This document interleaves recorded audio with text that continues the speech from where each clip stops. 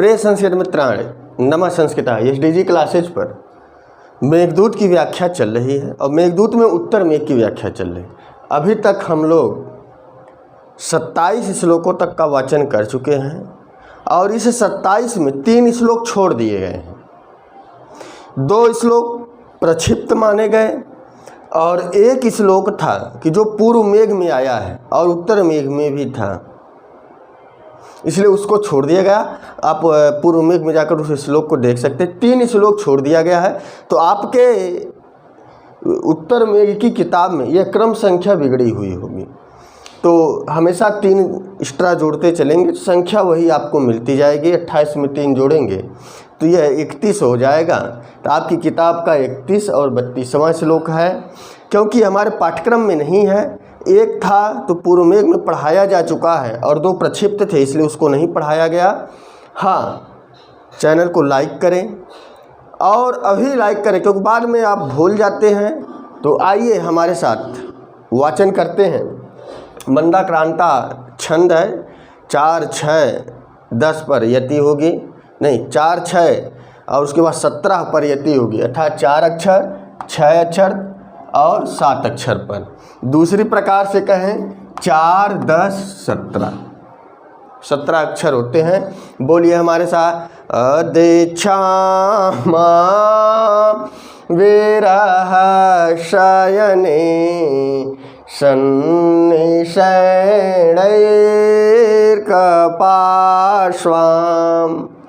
प्राचीमूले तनुमिव कला मात्र शेषां हिमांशो नीतारात्रि क्षण इव मया सार्धमेच्छारतैर्या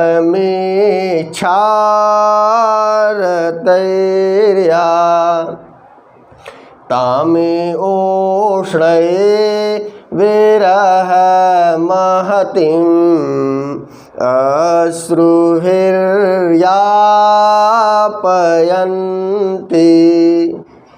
तो यहाँ बताया गया कि यह जो मेघ यक्ष से बता रहा है कि हमारी वह यक्षिणी क्या क्या करती होगी। अब उसी क्रम को आगे बढ़ाते हुए कि पहले घर का पता बताया, पहचान बताई, यह चीज़ होगी, यह चीज़ निर्मित है, वहाँ पर यह चीज़ रखी होगी, ऐसे जानवर होंगे, ऐसे वृक्ष होंगे। उसके बाद अपनी पत्नी के बारे में बताया कि जब हम पहली बार अपनी पत्नी को विवाहित करके घर लाए थे तो उसकी अवस्था कैसी थी, लेकिन अब वियोग के कारण उसकी अवस्था कैसी है, ऐसी मैं कल्पना कर रहा हूँ। अब उसी में आगे आते हैं कि यह क्या बताया गया कि बताया गया यहाँ पर कि अधिक्षामा, अर्थात वह मानसिक दशा से व्यथित होगी। व्याधि और आधि 2 दशाएं पाई जाती हैं। व्याधि शारीरिक होती है और अधि यह मानसिक होती है।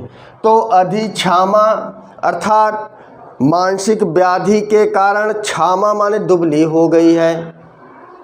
मेरी यक्षिणी मानसिक पीड़ा के कारण अधिक्षामा दुबली हो गई है।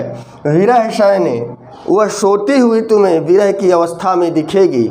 जो जहाँ शयने माने अपने शयन कक्ष में वह जो है सोती हुई वह दुबली स्त्री हमारी यक्षिणी तुम्हें दिखाई पड़ेगी, जो मानसिक व्यथा से पीड़ित है।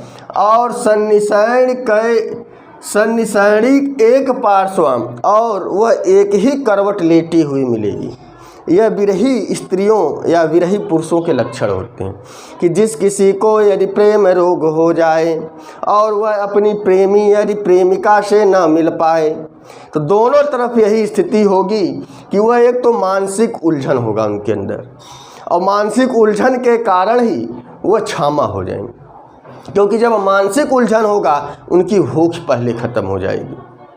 एक यह लगातार चिंतन करने से भी शरीर दुबली हो जाती है, और दूसरी भूख प्यास, खाने पीने का कोई समय नहीं होता, भूख खत्म हो जाती है तो उसके अनुसार भी शरीर दुबली पतली हो जाती है। और बताया विरह शयने, और जो इन सब कार्यों में लगे रहते हैं। अर्थात जो प्रेमी प्रेमिका है, पति पत्नी होती हैं, ये अगर ये बिछड़े हुए हैं, दूर दूर रहते हैं, कि विदेशों में चले गए कमाने के लिए, नहीं कि केवल कि छोड़ कर चले गए, नहीं भाई, कमाने के लिए चले जा सकते हैं, तो वह साल 1.5 साल या 2 साल बाद आते हैं। उस अवस्था में ऐसी स्त्रियां हमेशा ज़्यादा शयन ही करती हैं, भले नींद ना आए लेकिन वो हमेशा लेटी हुई नजर आएंगे। और तीसरी विशेषता बताई कि सन्निशयन एक पार्श्वाम, और हमेशा एक ही करवट। जिनका नया नया प्यार होता है, नया नया प्रेम होता है, और यक्ष का भी तो नया नया प्रेम था, अभी उनकी विवाह हुआ था और आपस में लड़ते थे, लेकिन कुबेर ने साप दे दिया, जाओ 1 वर्ष के लिए आगे रहो। अभी 1-2 ही महीने तो नहीं हुए थे उनके विवाह के, तो वही नई नई शादी थी। अब नई नई शादी होने के कारण, नया नया प्रेम या विवाह होने के कारण, तो जो उनमें प्रेम उमड़ा, अब उसी के वियोग में वह हमेशा एक ही करवट लेटती है। ऐसे आज के हमारे आधुनिक भारत में भी है कि जो नए हमारे पुरुष और स्त्रियां या लड़के और लड़कियां होती हैं, वह भी यदि उनमें विक्षोभ होता है, वियोग होता है, तो हमेशा एक ही करवट रहेंगे, अधिकतर सोने में समय व्यतीत करेंगे और मानसिक उलझन उनके पास रहेगा और कृष्णता उनके शरीर में दिन ब दिन दिखती जाएगी। क्लियर हो गया? इस तरह से तुम हमारी यक्षिणी को देखोगे। और बताया प्राची मूले तनुमिव कलाम मात्र शेषाम हिमांशु। प्राची मूले अर्थात जहाँ से सूर्य उगता है, अर्थात उस उदयाचल पर, उस पूर्व दिशा में जो है तनुमिव, तनु माने शरीर, तनु माने क्या होता है? शरीर। हिमांशु तनुम, जो चंद्रमा का शरीर है, उसमें कला मात्र शेषा, केवल एक ही कला शेष है।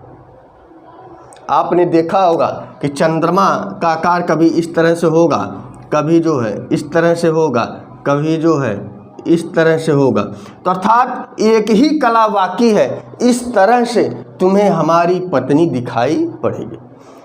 यह उपमा दिया गया कि प्राची मूले, जैसे उदयाचल पर पूर्व दिशा में उगता हुआ चंद्रमा, माँ दिया है तनुमिव माँ कला मात्र शेषा, अर्थात जिसकी केवल शेष एक ही कला बची है, उस कला के समान, माने इस कला के समान हमारी प्रियतमा तुम्हें दिखाई पड़ेगी। जिसमें एक ही कला बची हो, वही दिया है कला मात्र शेषा,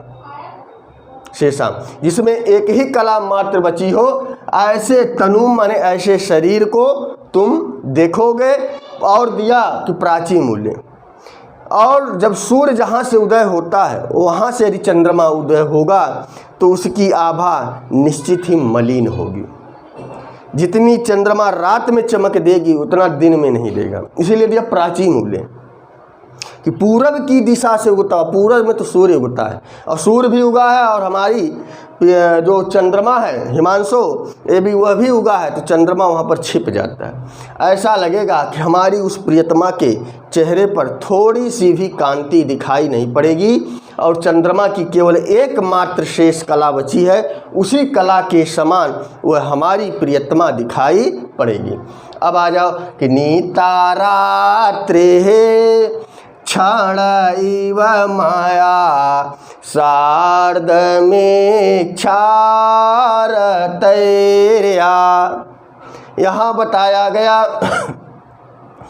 कि माया मेरे साथ, माया मेरे साथ, रात्रि माने रात्रि को, क्षण इव नीता, अर्थात माया सार्धम, जब मैं उसके साथ था, माया सार्धम, जब मैं उसके साथ समय बिताता था, जब विवाह हुआ था, हमेशा उसके साथ ही रहता था, तो इसीलिए कहा कि माया सार्धम।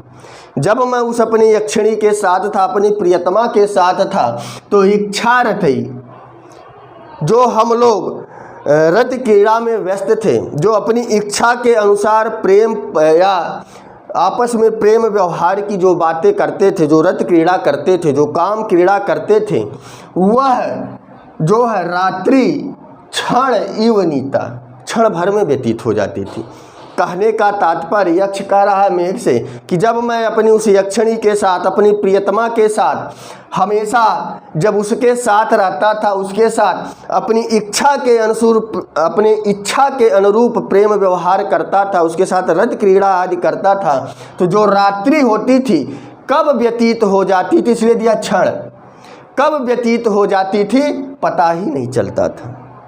लेकिन अब वह रात्रि कैसी हो गई है कि तामे ओष्णौ, ताम माने अब वही रातें, अभी जो रातें मैं उसके साथ व्यतीत करता था तो रात कब बीत जाती थी पता नहीं चलता था। लेकिन अब जो है तामेव, अब जो है वही रातें, अब वही रातें उष्ण विरह महतीम अश्रुभि यापयन्तीम, अब वही रातें जो है महतीम बहुत बड़ी हो जाती हैं। अब वही रातें जो हमारा 9 से 12 का समय होता है या जो हमारा 9 से सुबह 4 बजे का समय होता है वह महतीम हो जाती है, बहुत बड़ी हो जाती, एक एक घंटा एक एक दिन के बराबर लगता है, इसीलिए महतीम शब्द का प्रयोग किया। और दिया है अश्रुभि, रात भर रोती हुई, रातें तो बड़ी होती ही हैं, उसके बाद अश्रुभि माने आंसुओं के साथ यापयंत पूरी रात को बिताती थी। ऐसी हमारी यक्षिणी है कि जो हमारे साथ रहती थी तो रात कब बीत गई, रात कब बीत गई, सुबह कब हो गया यह किस पता ही नहीं चलता था। ऐसा लगता था कि ईश्वर रात और लंबी बनाता तो शायद हमें और आनंद आता। लेकिन यहाँ पर यक्ष बता रहा है कि अब वही रातें ताम एव उष्णई विरह, गर्म सांस के द्वारा, विरह महतीम, वह विरह की रातें बहुत बड़ी हो जाती हैं, अश्रुभि आंसुओं के साथ, यापयन्तीम अर्थात बिताती हुई हमारी यक्षिणी को तुम देखोगे। पीछे बताया ना पश्य माने उस महल पर बैठकर, झरोखे पर बैठकर तुम देखोगे। उसी की आगे का ये कथानक चल रहा है कि यदि क्षमा विरह सहने, कि वह जो हमारी स्त्री है मानसिक व्याधि के कारण दुर्बल है और विरह की अवस्था में वह हमेशा आपको सोती हुई मिलेगी। सन्य स्नैक एक पार्श्वम, हमेशा एक ही करवट में लेटी हुई होगी। प्राची मूले तन्म्यु कला मात्र शेषा हिमांशु, माने जिस उदयाचल में, उदयाचल माने जहाँ से सूर्य उगता है, माने पूर्व दिशा में जो हिमांशु उगता हुआ, तन्म्यु कलाम मात्र शेषा, जिसकी एक ही कलाम मात्र शेष बची हो, ऐसे शरीर धारणी हमारी प्रियतमा को तुम देखोगे।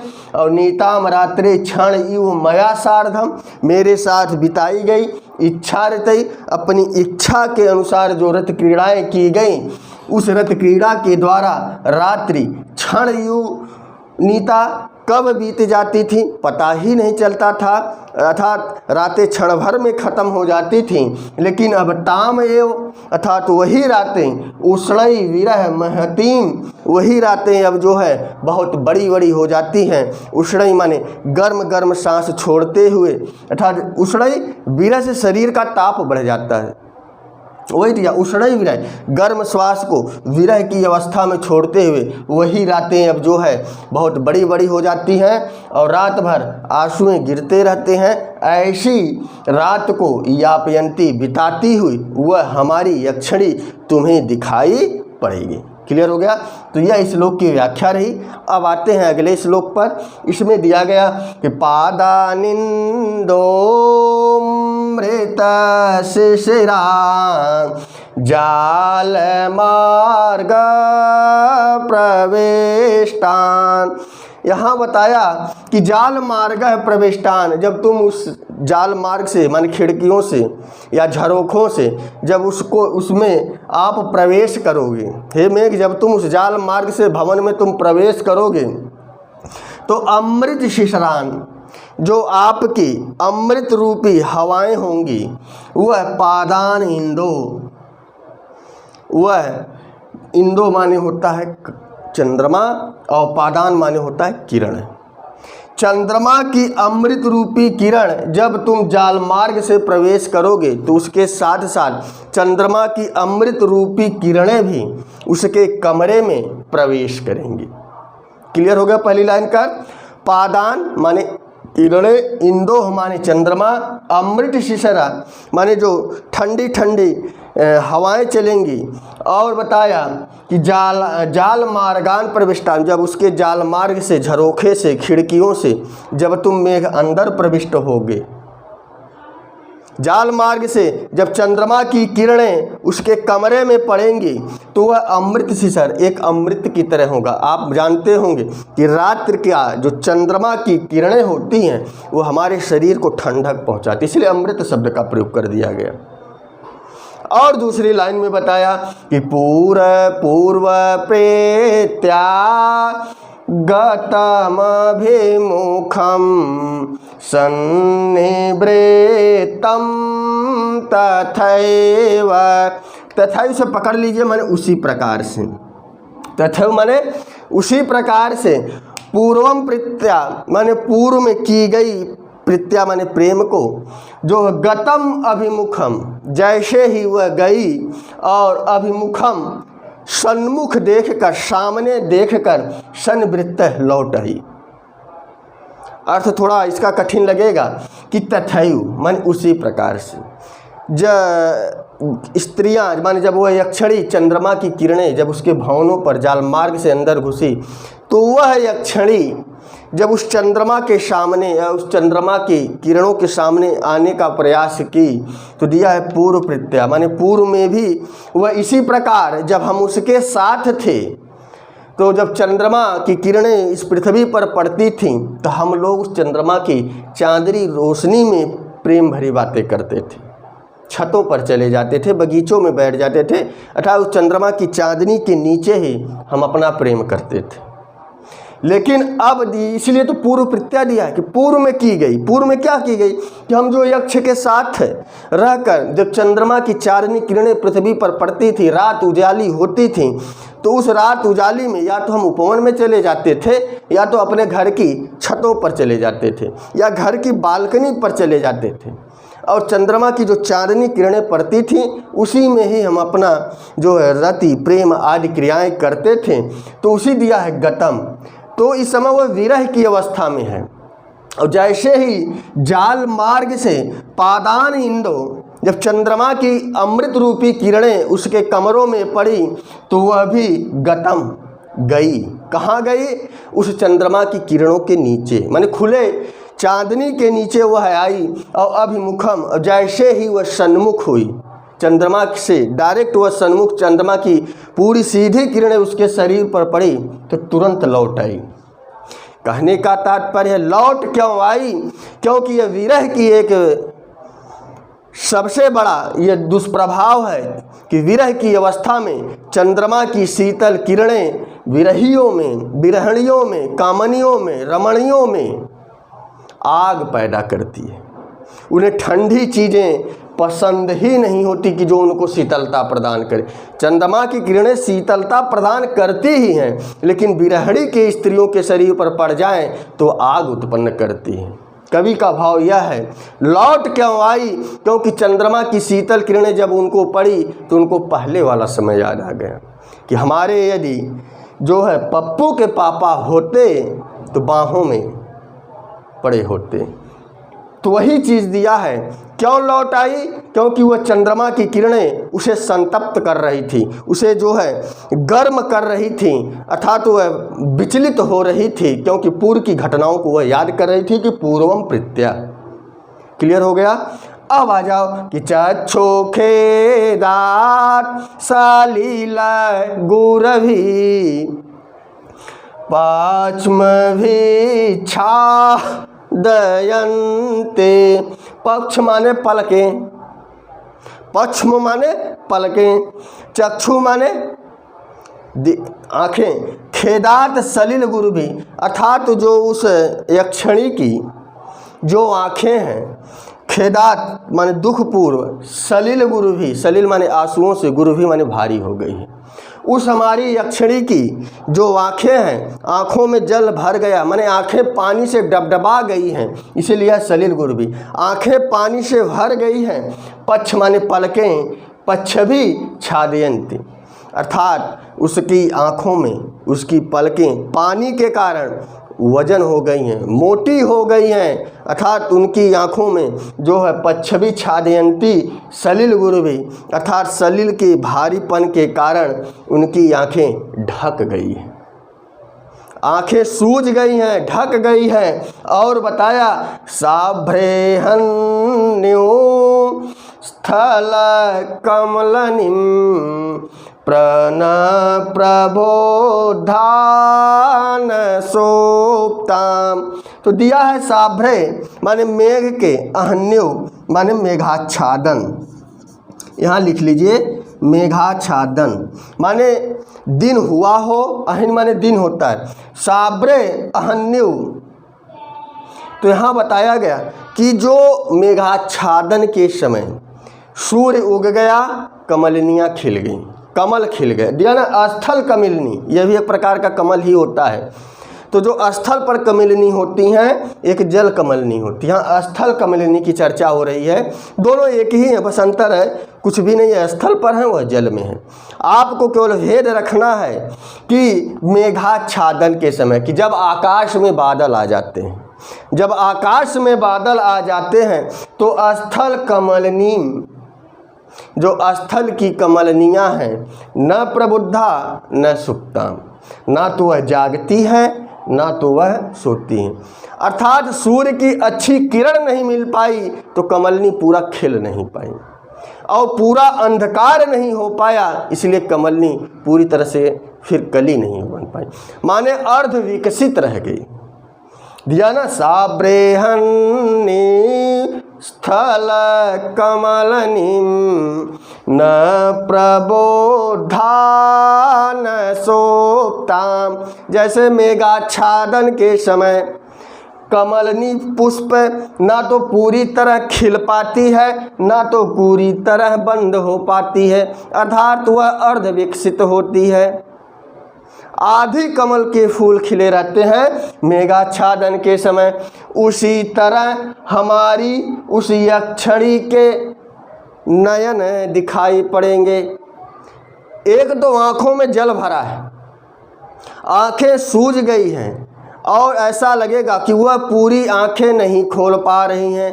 क्यों नहीं खोल पा रही हैं? तो कालिदास ने यक्ष के माध्यम से बहुत सुंदर उपमा दिया कि जैसे मेघाच्छादन में, मेघा का आच्छादन होगा, जब मेघ इस आसमान को ढक लेगा, सूर्य को छिपा देगा तो उजाला तो रहेगा लेकिन सूर्य की किरणें नहीं पड़ेंगी, तो कमलनी जो पुष्प होती है वह आधी ही खिली रह जाती है, न प्रबुद्धाम न सुप्ताम। यहाँ दोनों अर्थ हो जाएगा कि यक्षिणी न प्रबुद्धाम, न तो जाग रही होगी, न सुप्ताम, न तो सो रही होगी। जैसे कमलनी ना तो पूरी खिली होगी ना तो पूरी बंद होगी, इस तरह से तुम हमारी प्रिया को देखोगे। तो यह सब श्लोक का भाव रहा। समझ में आया तो कमेंट करिएगा, कैसा लगा तब भी कमेंट करिएगा, अच्छा लगा हो लाइक कीजिए, वीडियो को आगे बढ़ाइए, माने दूसरों तक शेयर कीजिए। तो बस आज के लिए इतना ही। नमः संस्कृताय, शुभ संध्या, शुभ रात्रि।